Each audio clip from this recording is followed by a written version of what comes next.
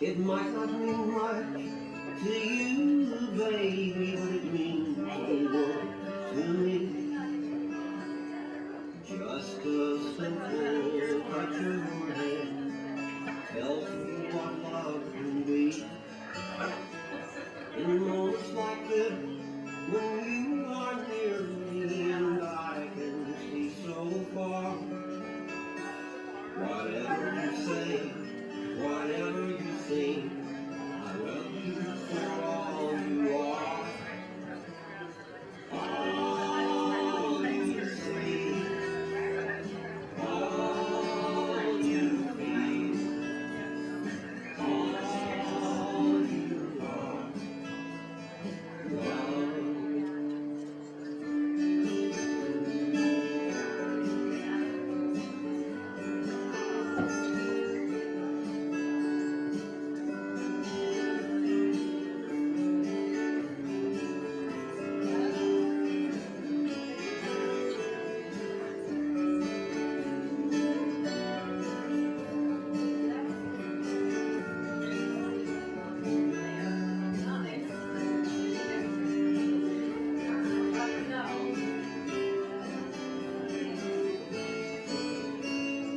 Somewhere between your heart and mine, windows open wide, and colliding with song and wind, it's empty to your side.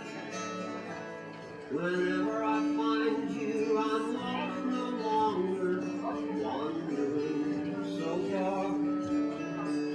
Wherever I go, whatever I do, I love you for all you are. All you see, all you feel, all you are.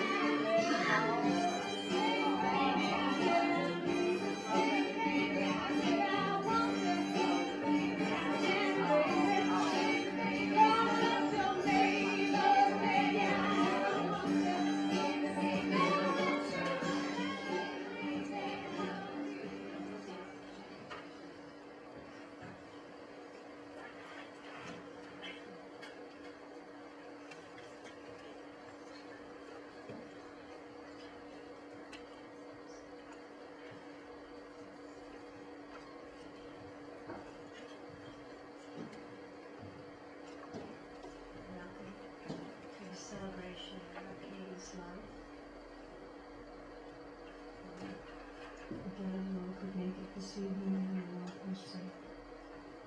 Thank you for coming.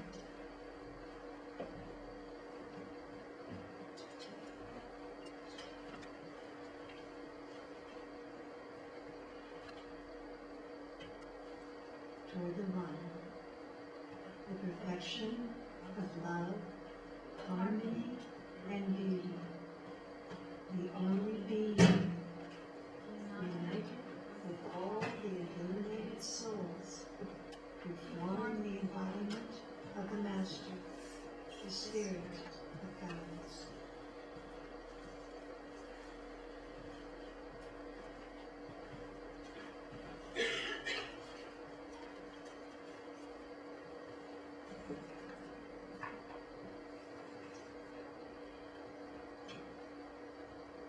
To the glory of the omnipresent God, we kindle the light, symbolically representing the Hindu religion. We offer to the omniscient God our reverence, our homage, and our gratitude for the light of divine wisdom. To the glory of the omnipresent God, we kindle the light symbolically representing the Buddhist religion. We offer to the omniscient God our reverence, our homage, and our gratitude for the light of the divine compassion. To the glory of the omnipresent God, we kindle the light symbolically representing the Zoroastrian religion. We offer to the omniscient God our reverence, our homage, and our gratitude for the light of the divine purity.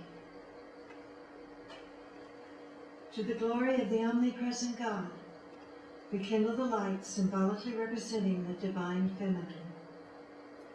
We offer to the omniscient God our reverence, our homage, and our gratitude for the light of the divine love.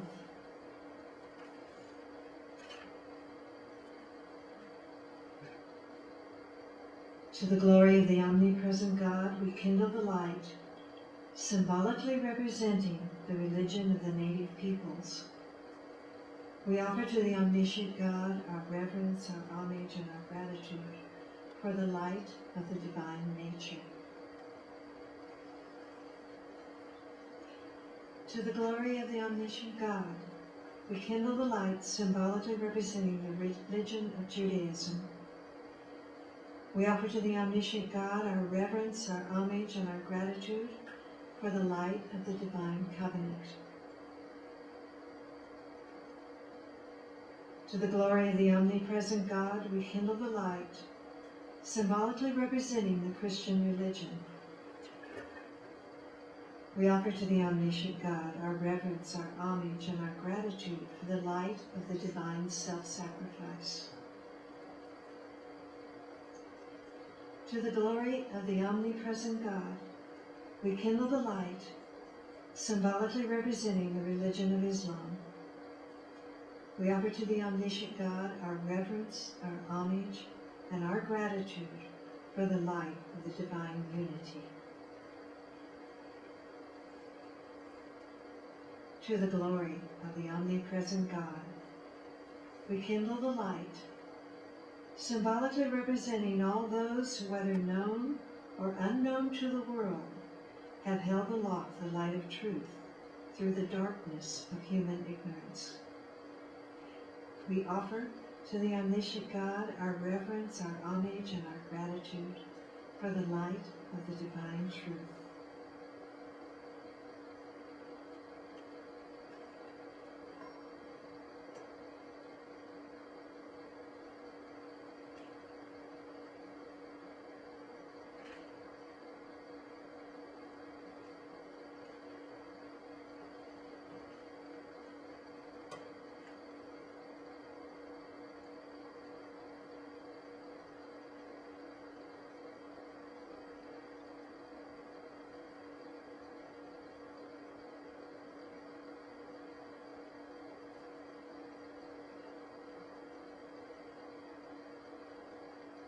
Death takes away the weariness of life, and the soul begins anew. Death is a sleep from which the soul wakes in the hereafter. Death is the crucifixion, after which follows the resurrection. Death is the night, after which the day begins. The life everlasting is hidden in the heart of death. It is death which dies, not life.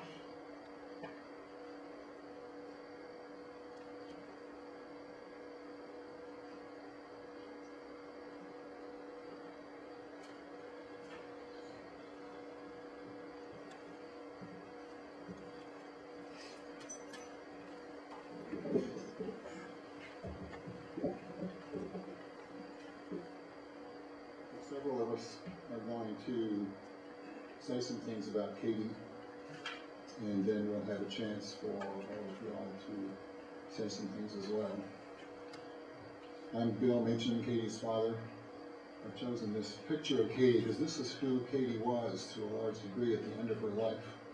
She was studying Native American spirituality in the Lakota tradition, and she was a firekeeper and tended the fire for the sweat lodge. She's been doing that for several years. I found out about Katy's death.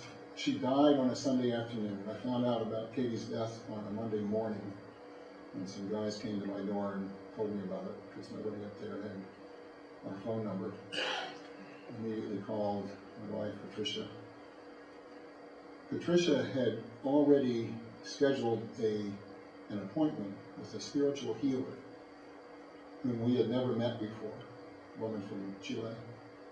And a friend of ours, Casey, who's not here tonight, was translating. So she already had this appointment. We called over there, told them the news about Katy, and this woman said, well, bring Bill over too. So we both went over. She says, come into the treatment room. And then this woman who we'd never met before, who never met Katy, got silent and then said, Katy is with a grandfather figure. Okay. Now, unbeknownst to us, unbeknownst to me, the day before, right, when Katy and Mireille were in the hospital, Katy was dead, Mireille was banged up, and her lodge sisters and her friends had come, some of those women could sense Katy being there, a little confused. And one of them said to her, Katy, darling, you're dead. And Katy said to her, oh, that's why I can see Grandpa. So I didn't know about that. None of us in the room knew about that. And this woman says she's with her grandfather. I, as her father, am really grateful that she was met by a wise elder male who was compassionate and caring. So then, the healer says, through our friend Casey, the translator, Katy's saying something about running. Did you run with her when you were little, when she was little? I said, no, I used to encourage her to climb. We would climb trees. No, she's saying something about running. And then I remembered, there was a game we used to play when she was 4, 5, 6 years old called Run Past. I would sit on the couch, and she would run past, and I would try to grab her. And of course, I would be very clumsy and not grab her, and she would shriek and with laughter as she got away. And every now and then I would grab her and nuzzle her. There's no way this woman would know about Run Past. I don't even know if I told Patricia about it. So she reminded me of Run Past. Then Katy, through the healer, says, Dad, I said I'd be with you when you were getting old and died, but I deceived you. Now, a year earlier, when I'd been up in Canada, I talked to her about, well, Katy, sometime I'm going to be old and probably die, and I'd like to be around you at the time. She said, well, fine, Dad, okay. Sure, but just don't do it anytime soon. And now here she's saying, I told you I'd be with you when you died, but I deceived you. There's no way this healer could have known it, no way Casey, the translator, could have known it. You guys had mentioned it to Patricia, she and I knew. So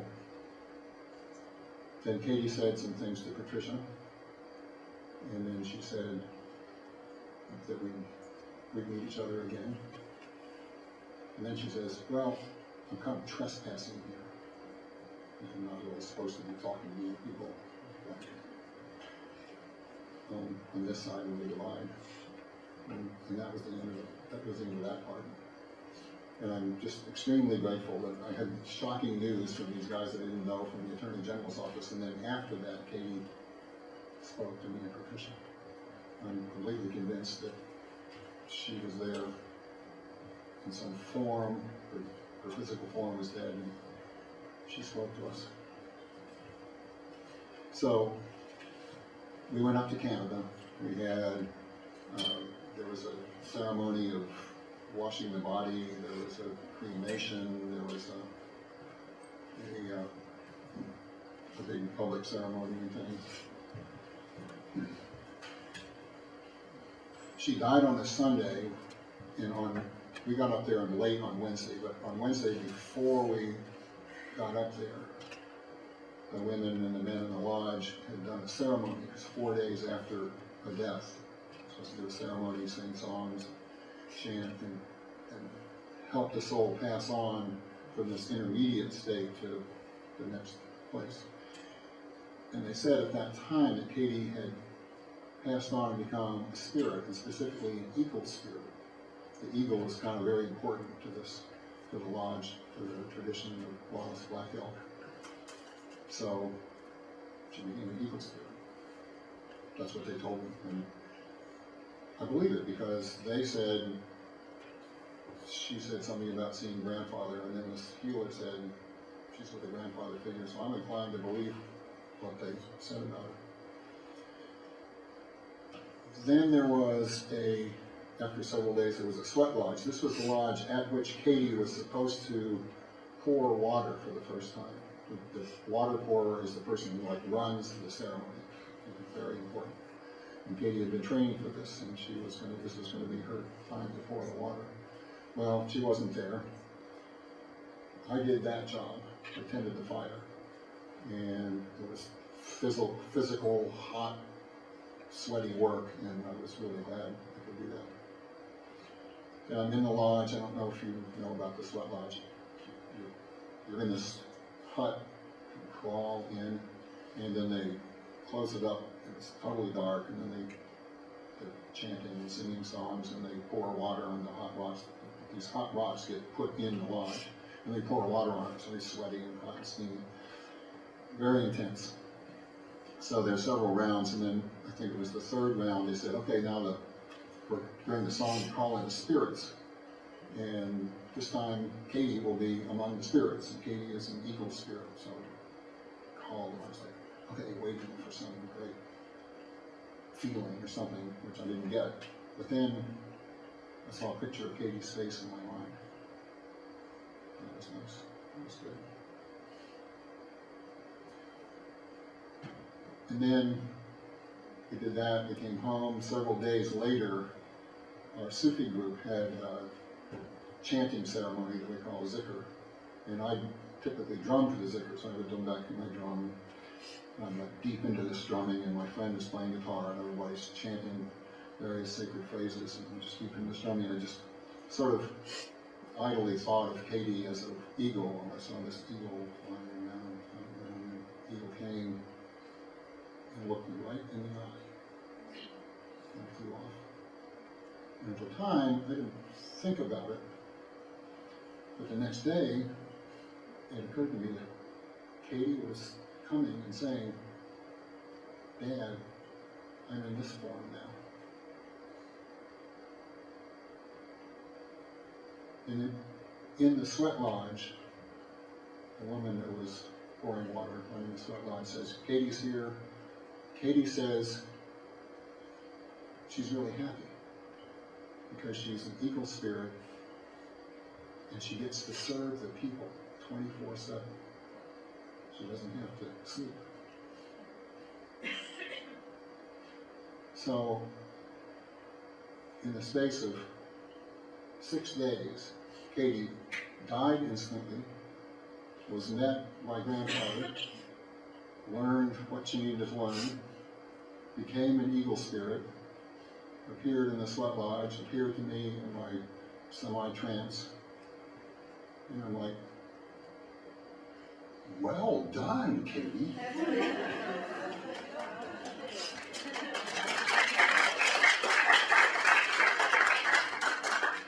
Good show. I'm like incredibly proud of that girl. Just amazing. She was prepared. She did it. Bam. Impeccable. And so I'm proud of her. And I can't tell her that. You know, she's a spirit and I'm here and I'm a mammal. I want to hug my daughter and feel her and look her in the eye and tell her how proud of her I am. And I can't do that. But I'm just very grateful that I know what happened to her on the other side.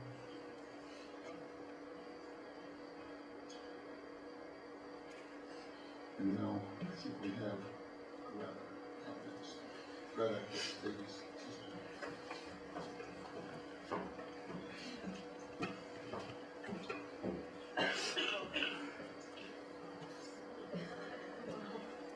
I wasn't going to cry, but Bill made me cry. So I think I cried a lot when I was in Canada and I was speaking. And I was going to be more composed this time because it's been a whole month, you know, and should be feeling better, but I'm really not.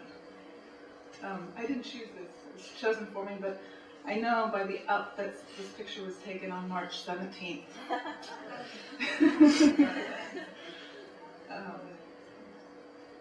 And really, I'm so blessed that Katy chose our family, chose us to spend her life with, and I got to see her be born. She was born at home, and I was there when we prepared her body for burial. So,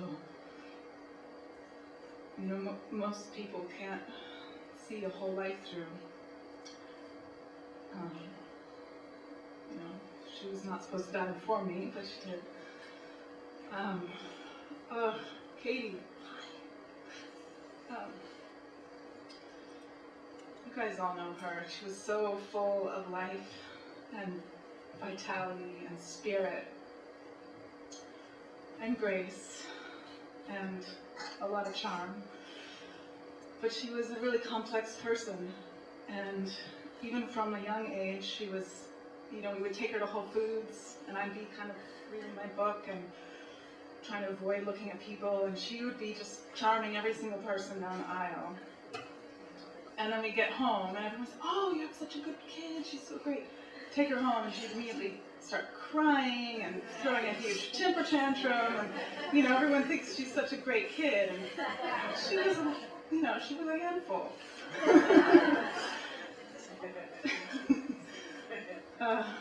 And you know, she loved things that money could buy you. She just loved nice things.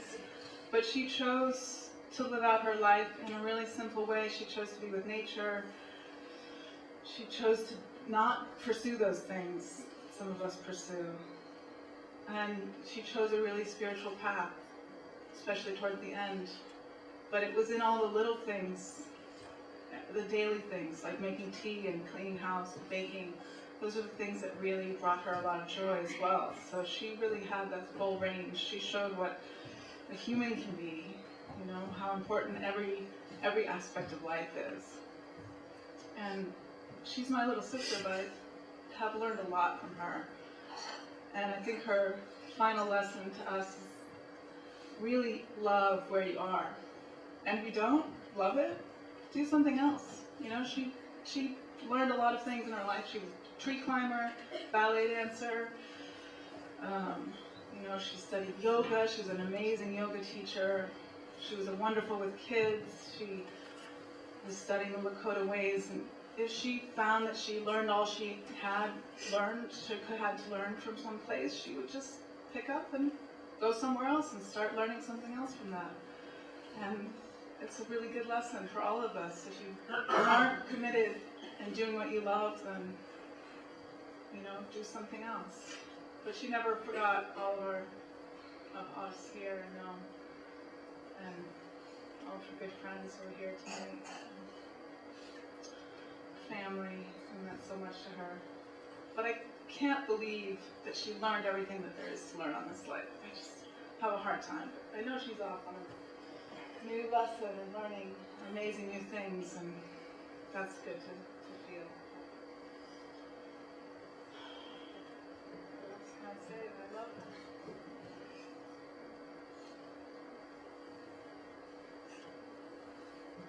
Thank you.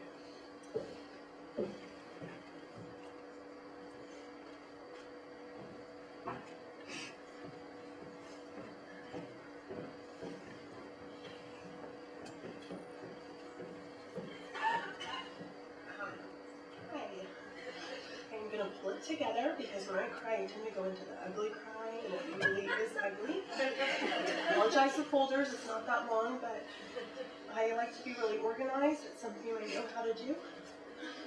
So, here we are. I'm Dana, this is Talia, and we were asked to speak tonight. Sorry.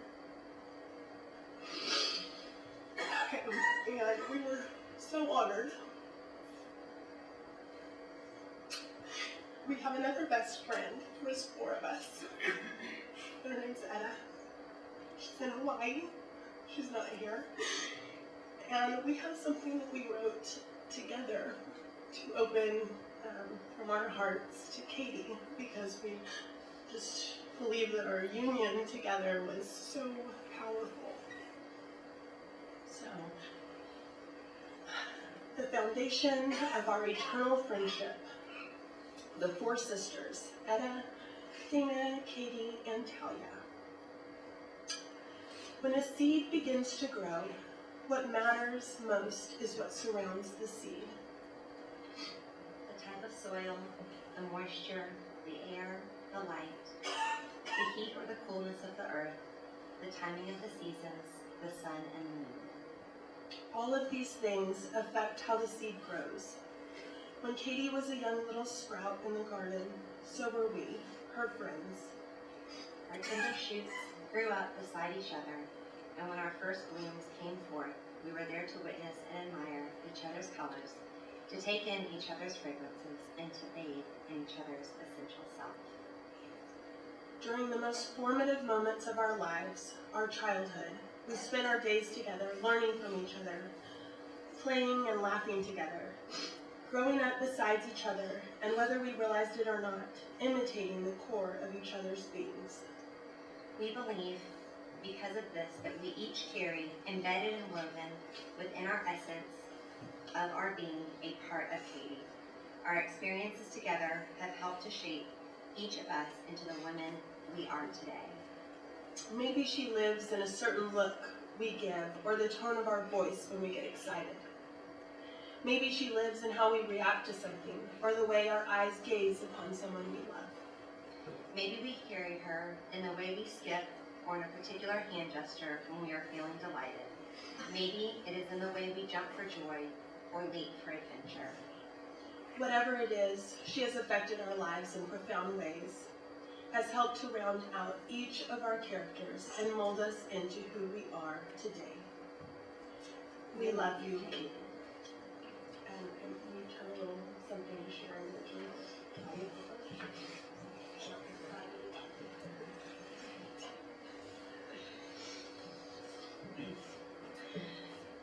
I'm going to read this because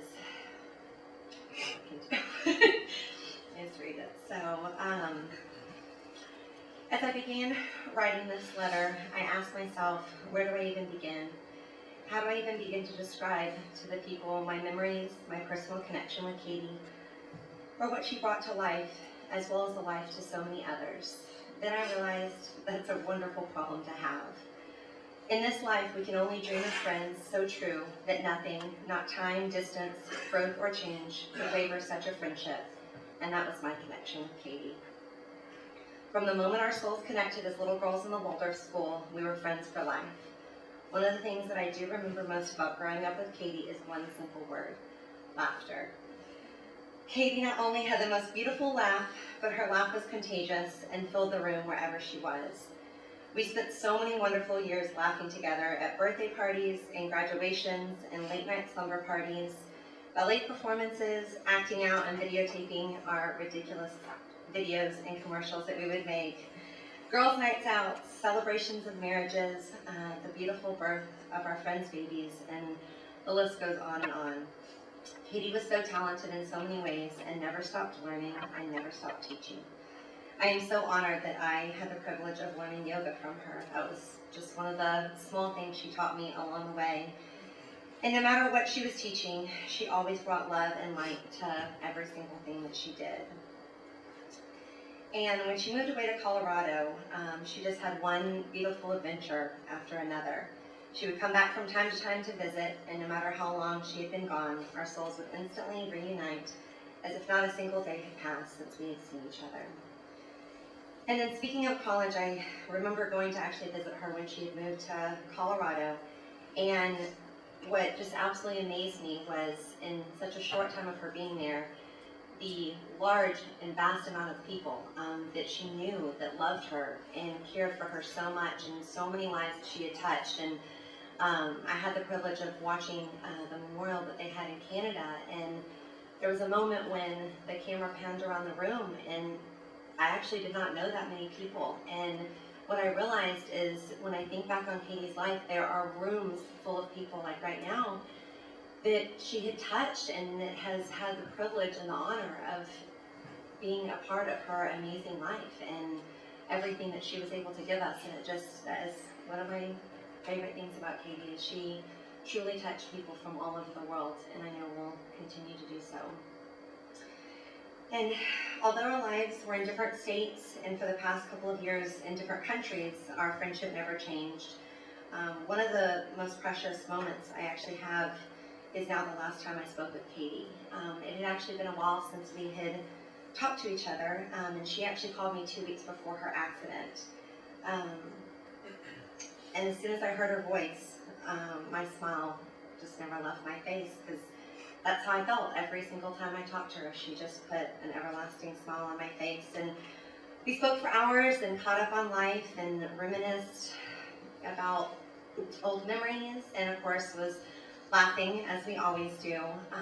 And when I got off the phone, I remember feeling exceptionally happy, because in this life we always want our friends to be, as happy as they can, but my soul just beamed for Katy, because I had just felt like she had never been so happy, and she was just at this pure peace with her entire life. And it was just so hard to imagine a life without her in this physical realm.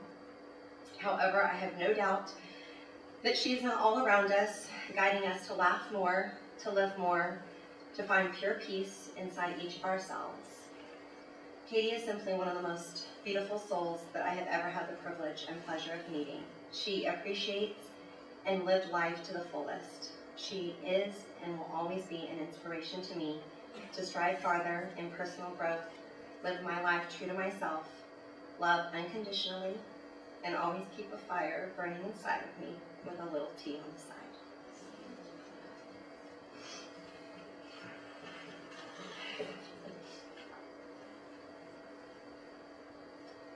Okay. Slightly more composed for now. Thank you, Talia. And I wrote this, and I'm going to read it, but I wanted to say something in response to what I heard Bill saying, and Greta, and Talia. There seems to be this theme that Katy was at so much peace. I've known Katy 28 years and never seen her so happy. And I also remember the last time I talked to Katy, and we go these long times, and normally when I call Katy or she calls me, there's like a life crisis. That's why we're calling, for some problem advice. And she actually called me and left me a message a few days before and said, "I'm calling, and I just want you to know Nothing's wrong. There is no emergency here. I'm just calling to get better about calling more often and to say I love you. I didn't call back, but I saved that message, and it's awesome. Anyway. So, Katy Claire Meacham Hiles. I am flying home. I soar in the plane of consciousness, above, beneath, on the left, on the right, within and without, everywhere, to find that in every nook of my space, home I have always been. I met Katy in the first grade when I was at the Waldorf School, some 27, 28, something like that, a long time ago. And I remember the moment clear as day at the Waldorf playground, old Waldorf, on the large playground there. I remember looking across the playground and seeing a tall, lanky, olive-skinned little girl with magical hazel green eyes. I'll tell you right here. Ty and I went up to her and asked her to play with us, and we instantly became friends. What followed were many, many golden moments. When I was asked by Patricia to prepare something for today, to tell a story or share a memory about Katy, I began a long and very emotional walk down memory lane. I started to begin to play and replay literally thousands and thousands of cherished moments. I actually did the math on the years and the moments and tried to average out how many memories there were, thinking that would help me like channel in somehow logically. That did not work, by the way. Didn't help me at all. And Katie was laughing at me, being like, yeah, it's not going to happen. So as I was turning that walk, I let go of the calculator and started to play and replay those memories and came to one simple realization. Where Katy went, I went, and vice versa. Katy was my leaning post, my better half, my sister, and according to some, my twin. Any dancers out there, the churches across the street, right? Are y'all twins? You're like, yeah. We're like, how? Well, you asked, so just figure it out. But we are. Thank you for laughing. So I had the privilege of experiencing my childhood and adolescence and the beginning of my adulthood by Katy's side. I'm not sure how I got to be so lucky, but I did, and I thank God for it each and every day. What came to me is Katy and I had all our firsts together, and there's a lot of them. Katy, really big font, so it's not as long, don't be worried, I'm not going to read forever. Katy and I had more firsts than I can count. Our first troll wedding, Brownie, Leafy, they're still married. Those are orphan trolls in case anybody's confused. First time shaving our legs, took the razor over to Katy's house. First time stuffing our bras together.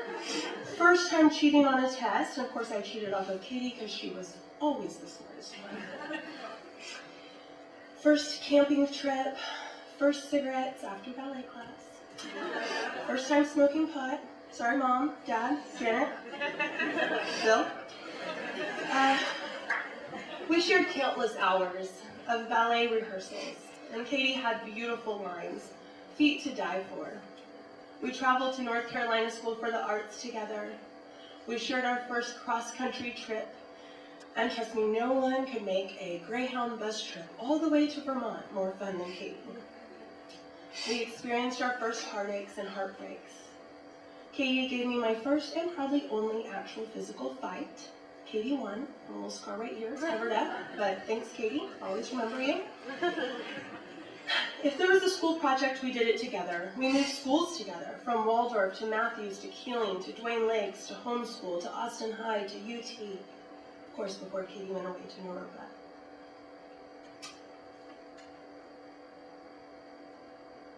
Katy always took me under her wing and taught me, and literally under her wing as an angel, and taught me and shared with me and gave me everything she had. I can still see her teaching me how to spell friend, because I'm a dyslexic speller, fry, end, friend, and showing me how to spell my own name with funny yet effective mnemonic tricks. Katy taught me the art of tea and introduced me to yoga. memories of watching Are You Being Served, and other fantastic British comedies with Janet and Greta and Katy that flood my mind like they're yesterday. I remember creating DK11, the poetry station,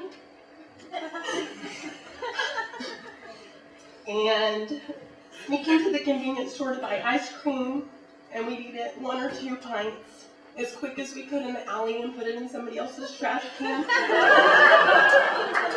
Because our families were, and still are, health nuts. We shared prom, we shared beach trips, homemade commercials with Talia and Etta, Shabbat at Carol and Carrie's. We were being introduced to the most wonderful latkes and pancakes, and just memories of the bread. Anyway, watching Greta as the most beautiful big sister ever, and the most amazing fairy godmother that there ever was. We shared the ups and downs of marriages, divorces, births, moves, new friends, new careers, and ultimately, newfound happiness. If I had to pick just one, which is really hard, just one memory, there is one that stands out above all others for me. I went to Katy's mom's house up at Robert E. Lee. I also used to live, and I knocked on the door.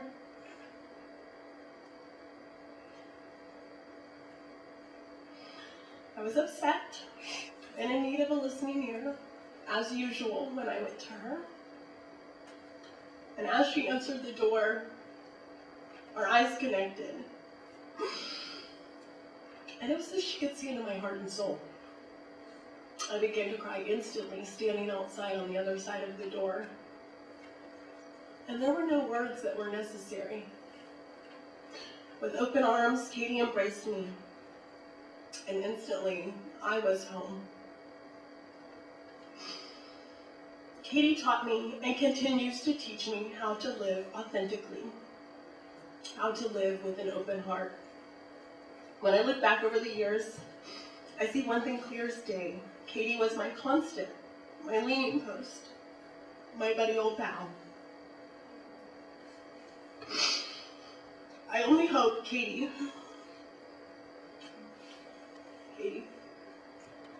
I only hope that I was able to give you half as much as you gave to me. As I gazed at the playground today, 28 years later, I saw a tall, lanky, olive-skinned little girl with magical hazel green eyes, who embodied Katy's glorious, shining spirit to a T. I looked closer. It was my daughter, Olivia.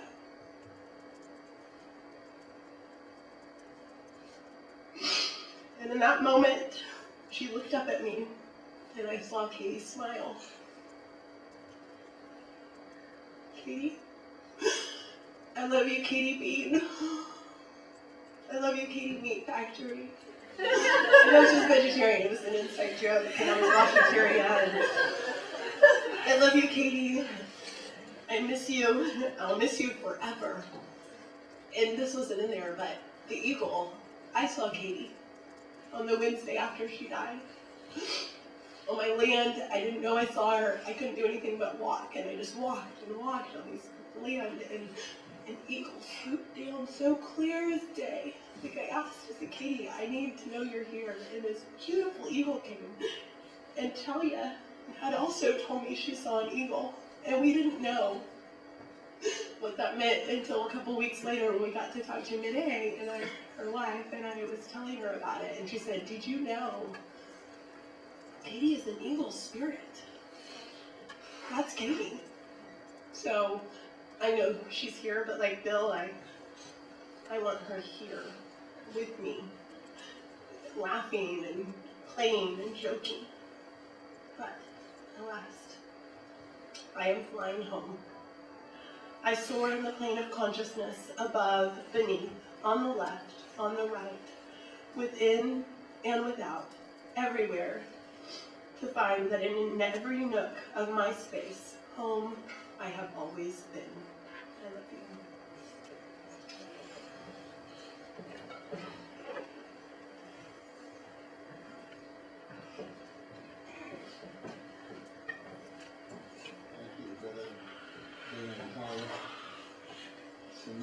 like to invite you to an exercise of listening and speaking to each other.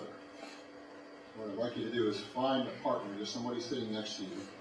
Among the two of you, decide who's going to be the first speaker and who's going to be the second speaker. You'll each have 2 minutes. The first speaker will speak about whatever you want to speak, memories of Katy or how it feels to be here or whatever. And the second person just listens. It's real easy. Just shut up and listen. And then after 2 minutes, I'll call time. The second speaker speaks and the first person listens for 2 minutes.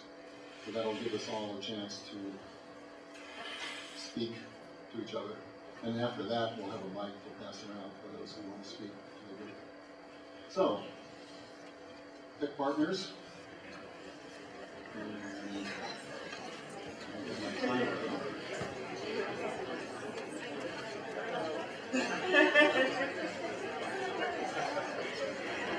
Okay. Decide who's the first speaker and who's the second speaker.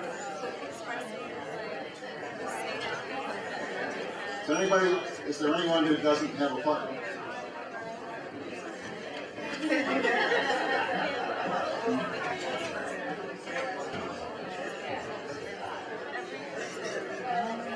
We'll do that. Okay. So, first person speak, second person listen.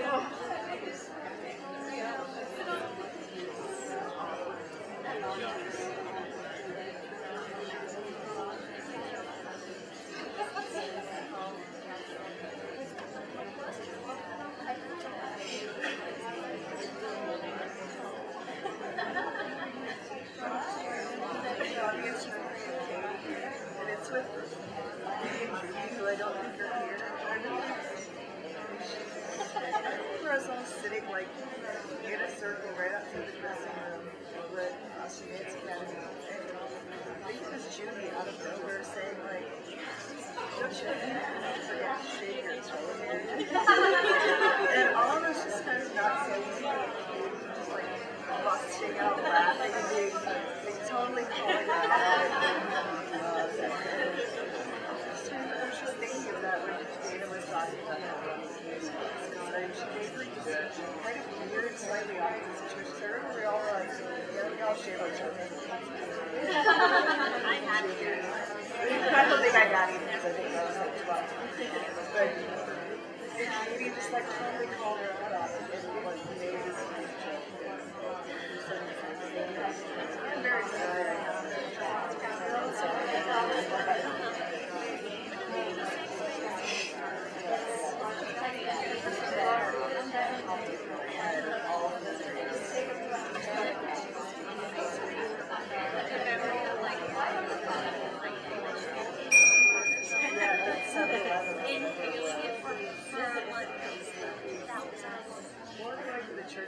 Okay. Second person speaks, first person listens.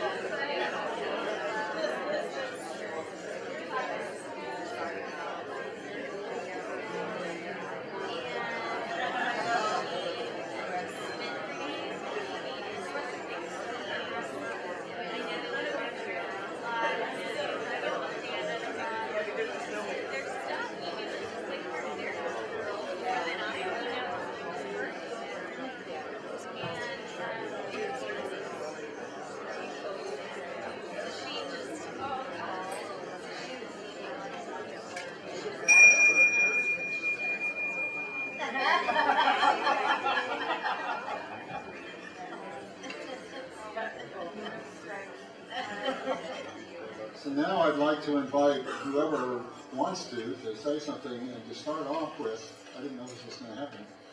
Denise Moran, Etta's mother, is here with a letter from Etta. So, please come up.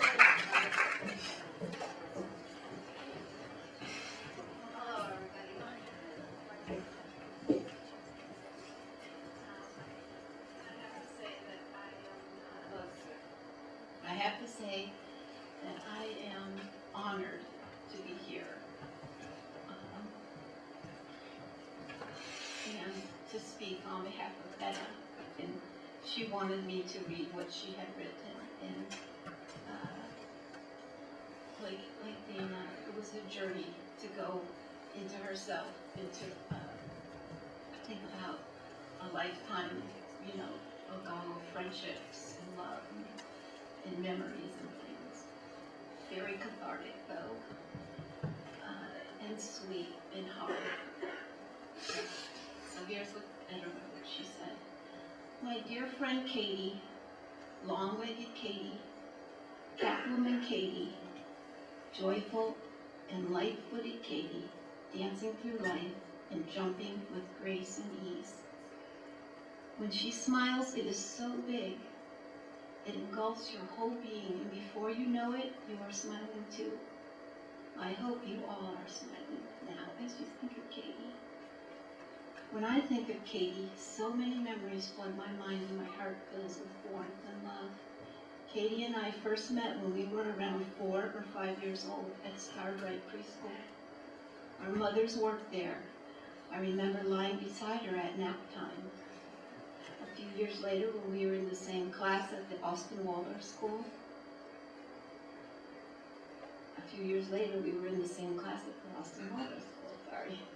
We also lived in the same neighborhood, and so, for a while, we carpooled to school together every day.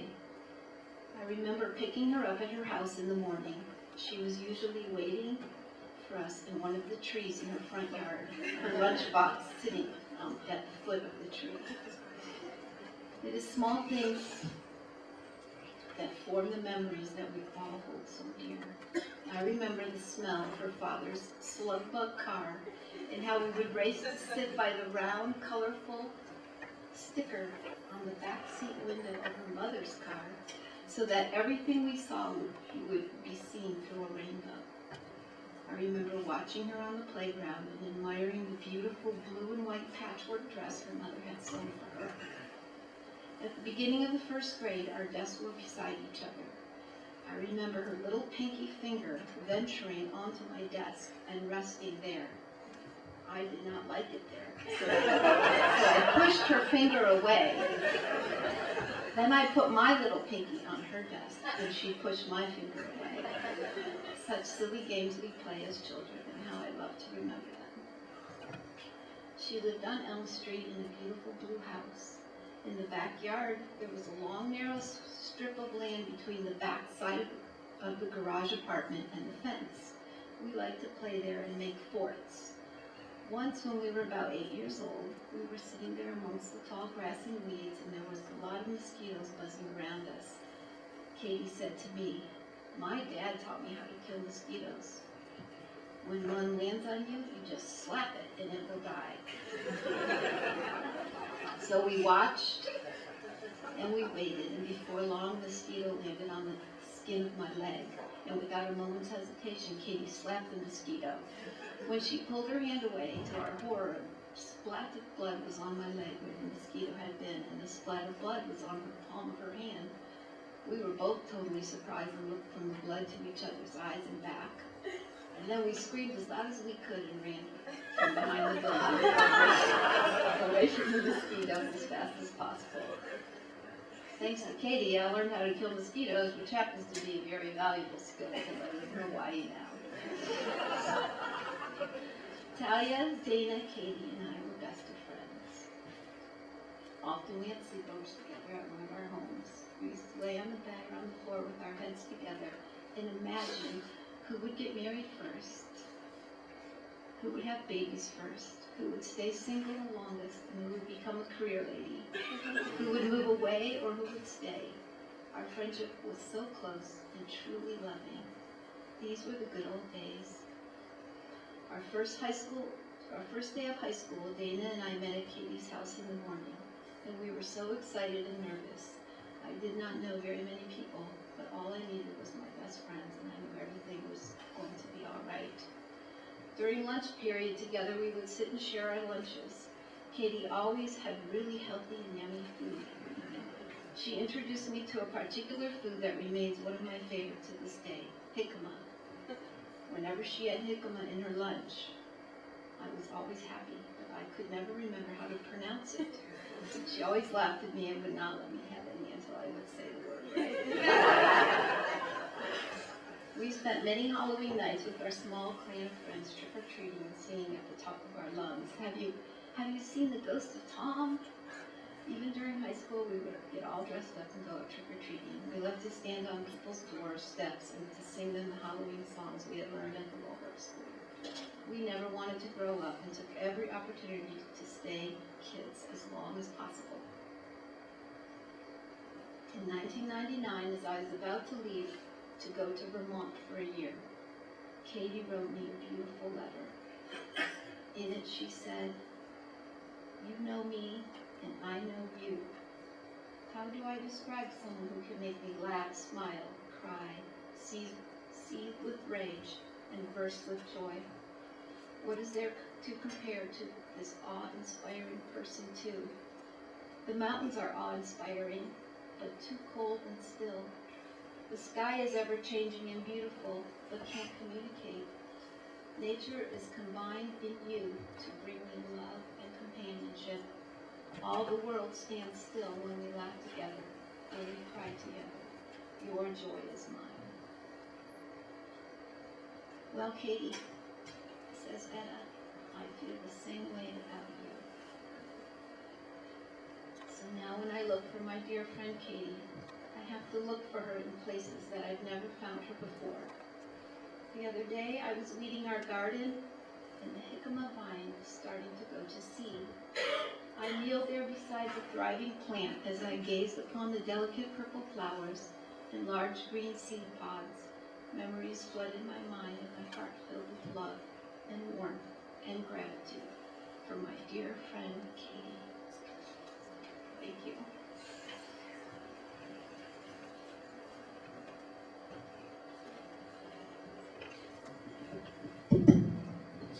Okay, so there's a mic. Who wants to say something?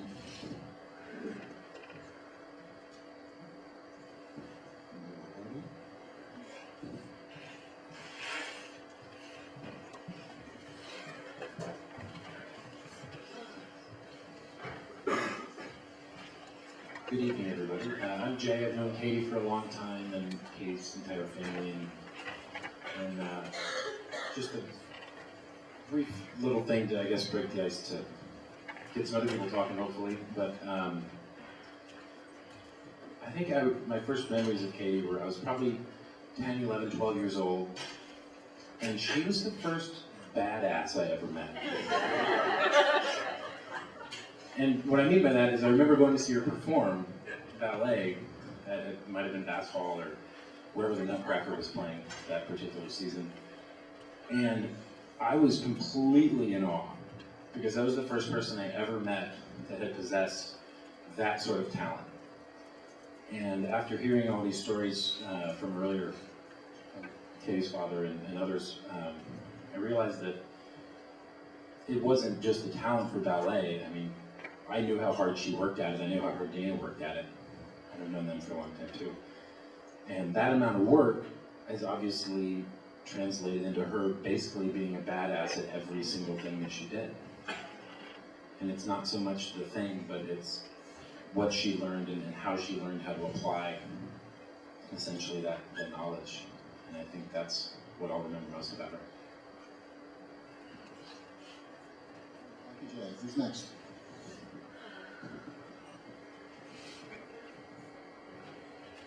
Hi everybody, my name's Alyssa. Katy is my god sister, and my favorite memory of Katy is actually a memory that I don't have at all, because Katy was the first person to ever see me come into the store, and she told everybody I was a boy. She's 7 or 8 or something, and he said, well, what is it? And she said, it's a boy, I think. I don't know. And that's always my favorite story about it. It's one that I've just been told, so I'd have to ask my mom if I got it right. I think I got it right.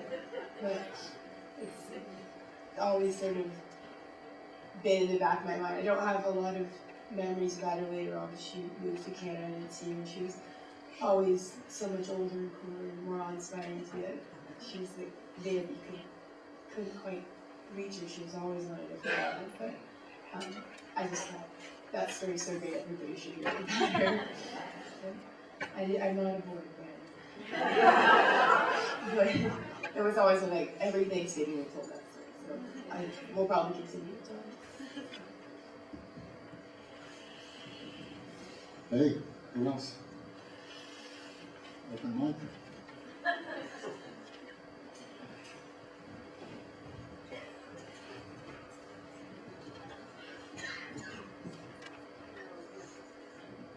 Part of the trade-off of saying something is I wanted to get close to Bill. Yeah, see. And I'm not sure if I really had anything to say. I know he was up there saying that he wished he could give Katy a hug. You know, I'm like, well, wait, brother, I'm right here too. You know, give me a hug. You know, it was, as we talk about that bond between Dana and Katy, there was still, you know what I'm talking about, Mike? The grown-ups who had to transport them everywhere. And we got a chance to hear all those beautiful words that they would say, and they were all beautiful kids. And what I wanted to share with you, as Bill was talking about the eagle, that's just too amazing. Well, when I heard about Katy, I was at the house, and was inside cooking. I was out by the fire. And I was thinking about her, man, I wish I could say something to her right now. And I looked up at the sky, and I saw these clouds. I closed my eyes, I did a double take, I looked back up, and I saw the clouds again. They weren't just normal clouds. The clouds were shaped like a heart. Now, I know you're like, yeah, right, Joe. And that's what I thought Ann was going to say, so I called her out. And, you know, she's not testifying because she's been married to me 37 years. But I called her out there and she had an opportunity. I said, look, there it is. There are clouds. It's shaped like a heart. And then after that, it passed on by. Then we saw these beautiful birds flying over. And it was just wonderful. And now I'm kind of fighting myself a little bit because I think, like Dana, I should be just pouring out, crying, and tearful. I'm saying, well, maybe you haven't went quite in your stage of mourning yet. But I think it may be because something else is getting to me and starting to really take over me. At 60 years old, we've seen a lot of tragedy. We've seen a lot of things happen in our life. A lot of people come and go, but I have this, and I'm sure many others of you have it also. I have this secret garden, and as I was telling Ann, inside of that secret garden, you know, flowers pick themselves, but there are people who come to that secret garden, and they always come back, and I always get to go to that garden, whether it's, you know, my brother who's flying above now, or my sister, but all those people, and when I want to see them and visit them, I go to that garden, and I still have that opportunity, and I'm still seeing Katy, I'm still seeing that beautiful smile, and I feel really honored to be a part of her family and being close to her. And Janet, I'm gonna get you later, but right now, Bill, when I give you the mic back, give me a hug, man, please.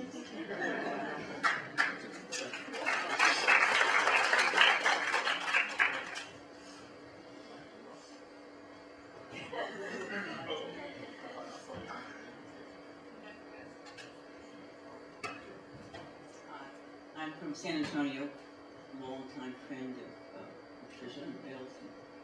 And I really only met Katy perhaps twice, but one time I remember it, and it was at Patricia and Bill's house, and she was passing through in one of her transitions, and there was whatever there, something going on in the family. She was making decisions, and I remember these two were some like, what is she doing now? But Nat and I were just talking, not Nat and I were just talking that 2 minutes, and we're both in transitions, and it just was remarkable to me that a woman so young embraced change like that and went off and felt she completed something and moved on and went on the second, third, fourth, fifth adventure, ever how many adventures she had. And it was fun to hear these young women speak of her and a letter from afar, just to see how much love she really had as a, clearly throughout her whole life. So I feel real blessed to be here. Thanks.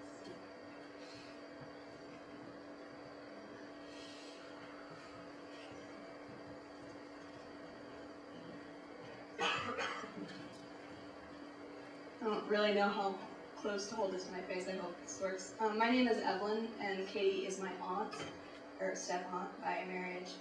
And I'm one of the oldest of all my cousins. I don't really have a lot of people I could look up to and say are truly a role model for me, but I think Katy, now I can say, is one of them. I remember she used to take me to the movies when she lived in Austin. She took me to go see National Treasure 2 or something like that. So that was our little date with her and Dusty, and she was just constantly smiling, and it was a really bad movie, but she made it so much fun. I remember seeing her during her wedding and just like looking at her and like, okay, I want to look that beautiful one day if that ever happens. And just like seeing her there, and I know she's much older than me, but she's still somewhat in spirit, someone I could say I want to be like. And just seeing everyone and hearing everyone's stories about her just make me want to cherish all of those parts of her personality that just want to make you a better person. And I always saw her that way. And so I'm thankful for everyone, even though I don't know all of you at all. I'm sure not all of you know me, that we all knew Katy, and for that, it's important. Thank you.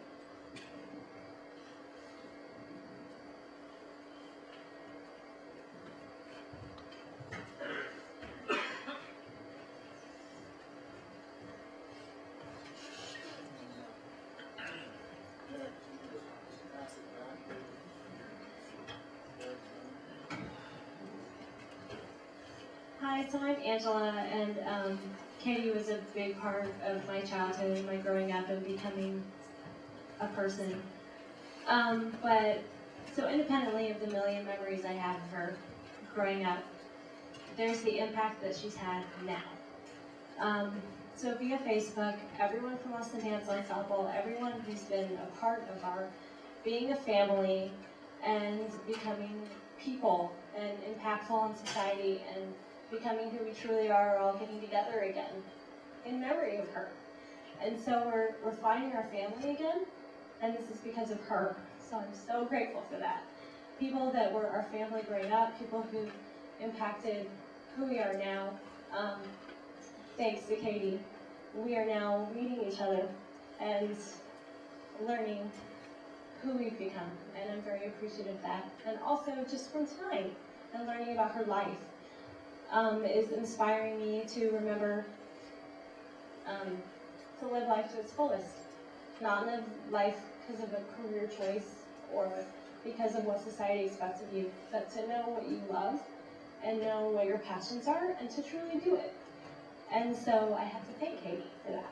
She's bringing family together, and she's re-inspiring me to live my life. So I'm just very thankful of that.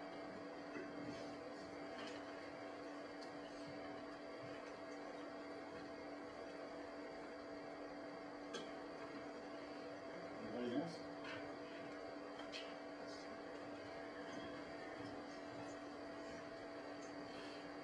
My name is Lucky, and I'm Katy's cousin.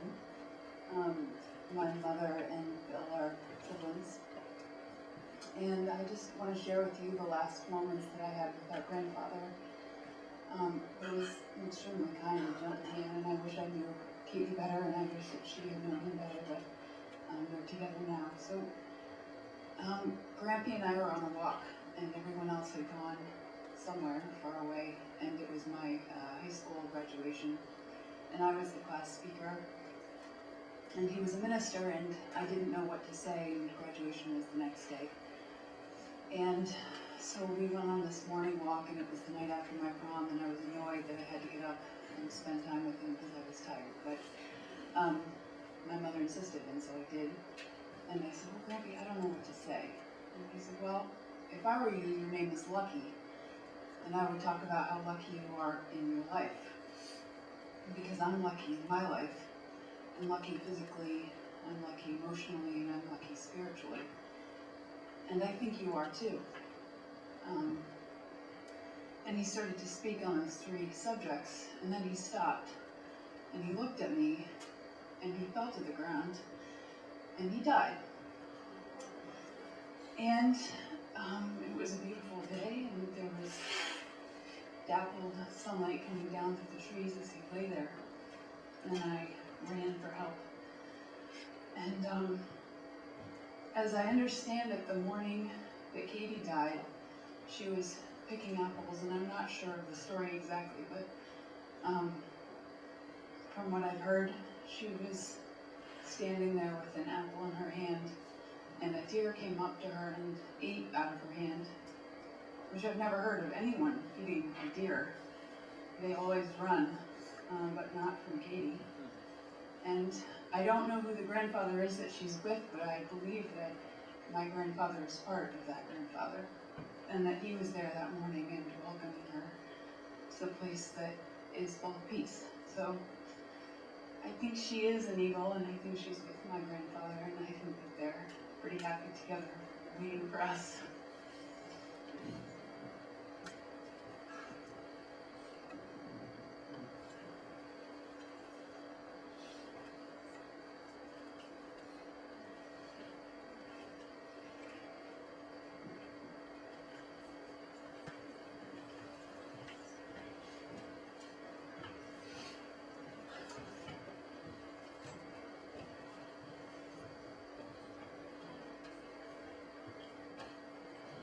Hi, my name is Rainey, and I know some of you, but not very many of you. But Katie was this incredible earth angel that showed up on my doorstep after I literally put an ad on Craigslist for a nanny. And I met her and talked to her for 5 minutes and hired her without speaking to my husband first. Without asking her for any credentials or references. I said, you are a magnificent person, and I want you to share your days with my child, and I trust you completely. And she shared her tender, beautiful warrior heart with Evie Sage every day. They were thick as thieves for a couple of years, and Katie encouraged me to quit my job because I hated my job, and I didn't want to do that. And I said, but you're not going to have a job. And she's like, I'll always figure something out.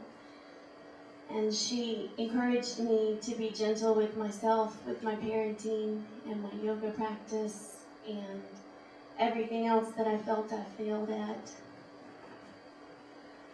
And she nurtured our family at a very difficult transition time for us.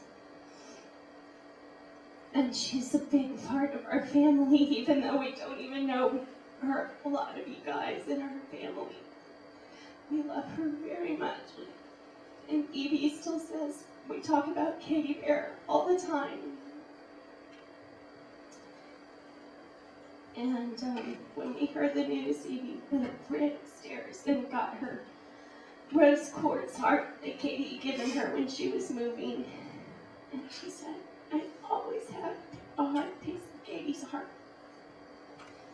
And she gave us so much. She gave all of us so much. And that's what the beauty of her is, I've noticed, is that watching her service from Canada, is just what an immense human being can give so much to people that you meet on Craigslist. We loved her dearly.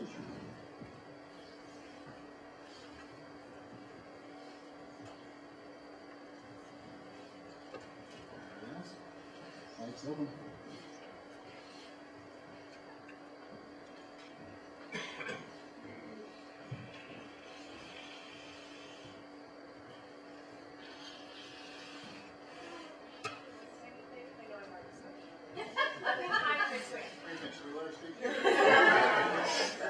I'll be really, really quick.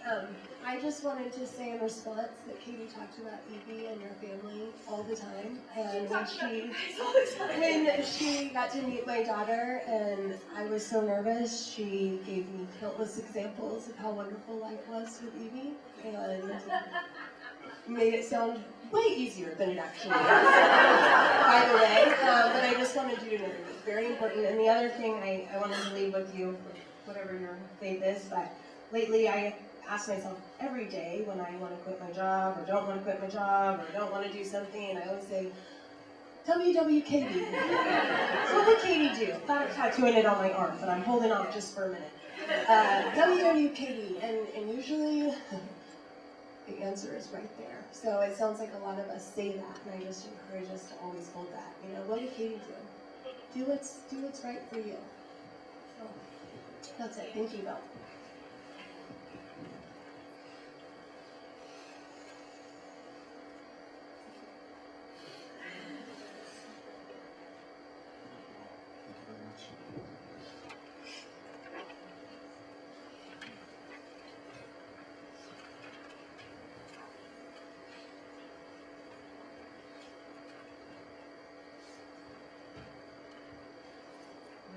Please stand and say the closing prayer.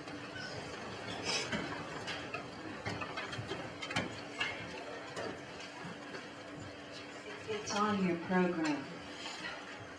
You have one.